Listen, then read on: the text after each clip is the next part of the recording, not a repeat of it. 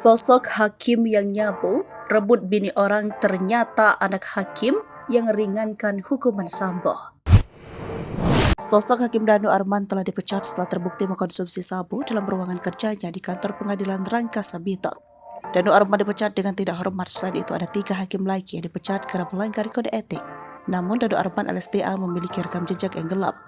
Bukan cuma mengkonsumsi sabu, Danu Arman juga pernah disebut merebut istri orang saat bertugas di pengadilan Gianyar sehingga dia dimutasi ke Aceh. Putusan berupa pemecatan terhadap DA diambil secara bulat karena majelis hakim menganggap tidak ada hal yang dapat meringankan DA.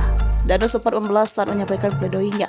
Sebagaimana diketahui, Danu dan komplotannya ditangkap pada 17 Mei 2022. BNN Banten awalnya menangkap pegawai PN Rangkasa Bitung yang disuruh membeli sabu lewat ekspedisi. Dari penangkapan itu, BNN Banten menangkap Dani di ruang kerja pengadilan. Malamnya, ketikanya pesta narkoba di rumah Yudi di perumahan Syariah, Kering Valley Lebak. Teman pesta narkoba, Hakim Dado, mantan Hakim Yudi Ros Daninata, telah dihukum pidana penjara selama 2 tahun. Hakim Danu Arman merupakan anak dari Hakim Suhadi yang memangkas putusan hukuman untuk Ferdy Sambo. Suhadi memangkas hukuman Ferdy Sambo dari hukuman mati menjadi penjara seumur hidup.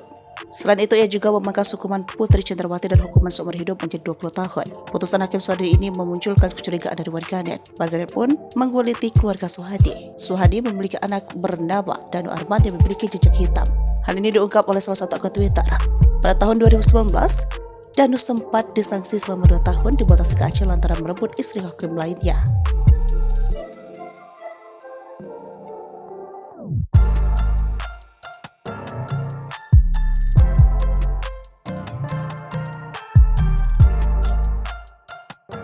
Download Tribun X sekarang, menghadirkan lokal menjadi Indonesia.